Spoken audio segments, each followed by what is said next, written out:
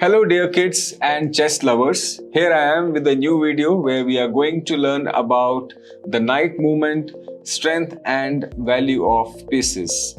It is going to be very exciting. So let's start. Let me bring in the knight. In the previous videos we learnt about different pieces like the bishop, the rook, the king, the queen, the pawn, and now the last piece is left, which is the knight, right? And so knight has the most exciting move. So it's important to understand how does a knight move, right? So knight always makes a small L, okay, like this. This is how a knight moves. It makes a small L on either of the sides, and it can go sideways and make a small L. It can make a small L like this. It can go backwards and make a small L.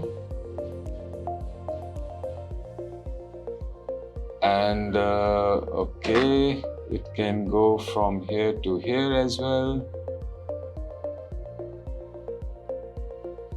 And then it can go from this side. And it can go like this. So that's how a knight moves, right? So, a knight is the only piece which can jump over the pieces. So knight has a special power, right? It can jump over the other pieces, while as any other piece cannot do it. If they are blocked with something, they cannot move forward, right? But knight has a special power, it can jump over the pieces. Now, let me give you a small challenge now. For example, if there is a opponent rook, okay, and if we were to capture, so do you think we can capture this rook straight away in one move? Yes, you're right, we can capture. So because knight goes like this, it makes a small L and it can capture. Now, let me give you another example, another small challenge. Let's say we were to capture the rook on c7 with the knight. Can you tell me in how many moves you think it is possible for this knight to capture the rook? So it will first go on d5, and from d5 it will go on c7, right? Is there any other way for this knight to capture the rook? Yes, there is. But then the way could be maybe more longer. So it can even go here, and then it can go here on b6. From b6, it can go on a8, and then from a8, it can then capture the rook, right? But that was like a very longer route. So first it will go on c4, then on b6, then on a8, and finally it captures the rook on c7. So it took 4 moves, 1, 2, 3 and 4. But in the first instance, it took just 2 moves. So which one is better? Shorter the better, right? So knight can capture in 2 moves. So let's go and capture the knight in 2 moves. First, the knight will go on d5 and then it captures. So that is how a knight can move. Let's do one quick challenge. So let's say I bring in the knot in the extreme corner, and now if we were to capture, let's say, the rook which is on h1. So let's see in how many moves can we capture the rook, right? So knight goes to b6, and then knight will come to d5, knight will go to e3, the third move, and in the fourth move, the knight can go to g4. From g4, it can come to, wait a minute, from g4, it can come to f2, and from f2, it can capture h1. So it took how many moves? Let's count. 1, 2, 3, 4, 5 and in 6 moves. So let's try to capture. we can even go like this. So 1, 2, 3, 4, 5, 6. There you go. So that's how a knight moves. Now let's move on to the strength and the value of the pieces. Okay. For that, let's first go to the pawn. Now let's try to check the strength of the pawn. I'm bringing the pawn, let's say. So pawn is the smallest of all the pieces on the chessboard, and we have learned that the pawn can control at max 2 squares. When I say control, it means it can capture, right?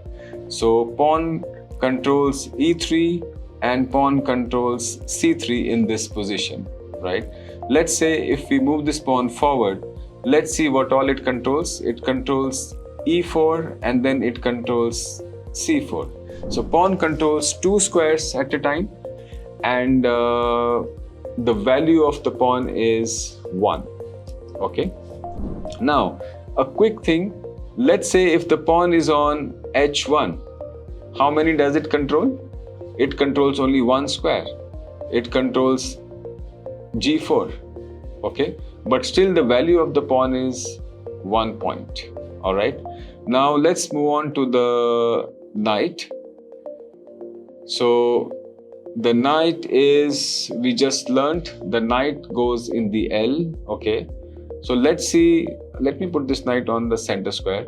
So let's see how many squares it controls. 1, 2, 3, 4, 5, 6, 7, 8. So knight controls the 8 squares. Okay, that's the strength of the knight, that it is controlling 8 squares, right? And the value of the knight is 3 points. All right, let's go to the bishop. Now the bishop moves diagonal, we all know. Bishop can control, let's look at the strength of the bishop first. Okay, there we go. And let's try to count the number of squares the bishop controls. 1, oh wait a minute, so let me put it here, okay. So this bishop controls, let's count this diagonal first. This is g8, 1, 2, 3, 4, 5, 6. Now let's look at the other diagonal. 7, 8, 9, 10, 11, 12, 13. So at any point, at max, the bishop controls 13 squares. All right. So that's the strength of the bishop. And the value of the bishop is 3. Now you will be surprised to know that the knight could control 8 squares, while as the bishop is controlling 13 squares, still the value is 3. It is because the knight has a special move, because it can jump over the other pieces. That's the reason why that the bishop and the knight will have the same points. Okay. Now let's move on to the queen. Let me bring in the queen. Now we know the queen can move like, okay, so before we bring in the queen, let's bring in the rook first. All right.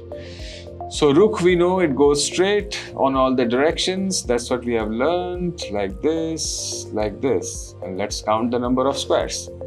1, 2, 3, 4, 5, 6, 7, 8, 9, 10, 11, 12, 13, 14.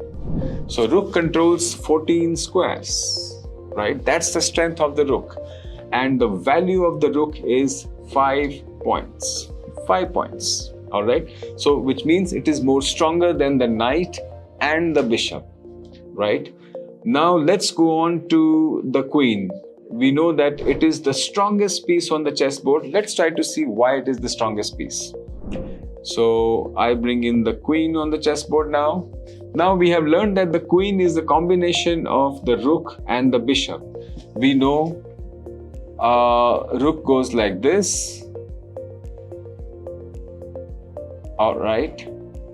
And now we just learned that the rook controls 14 squares, right? So this is the queen, which is moving like a rook, so it is controlling 14 squares, and it also goes like a bishop. So bishop goes all diagonal like this, and like this. And we know the bishop controls 13 squares. So if we add 14 of rook and 13 of bishop, 14 plus 13 is 27. So a queen at maximum controls 27 squares in the chessboard. That is why the queen is such a powerful piece. Overall, we know there are 64 squares. So out of 64 squares, queen is controlling 27 squares. And that's why it is the most powerful, and it has the maximum value. And the value of the queen is 9 points, right? So for the pawn, it controls 2 squares, it has 1 point. The knight controls 8 squares, it has 3 points. The bishop controls 13 squares and it also has 3 points. The rook is more stronger, it controls 14 squares, it has 5 points. And the queen is a combination of the rook and the bishop, which means 14 plus 13, 27 squares it controls, and it has got 9 points. Okay, now we have the last piece, which is the king. Let's try to bring in the king. King, we already know it can go to, let's say, one step in all directions. And let's count how many squares it controls. 1, 2, 3, 4, 5, 6, 7, 8. So king controls 8 squares. That's the strength of the king. Now, how many points does the king have? Can you think? So king has, we don't quantify the king because king is invaluable, right? Therefore, we can't give any point or any value to the king. It's like, just like a human life is invaluable. We cannot put a price to it, right? We can put a price to, let's say I have a water bottle. Let's say it will cost $5 or $6, right? But a life cannot be quantifiable. Similarly, king is the most invaluable piece. It has infinite value. So always remember this, right? So I hope you liked today's session. So we learned about the knight movement. We learned about the strength and value of all the pieces. Please remember all this. This will help you in your chess journey. Thank you so much. Look forward to see you all in the next video. Bye.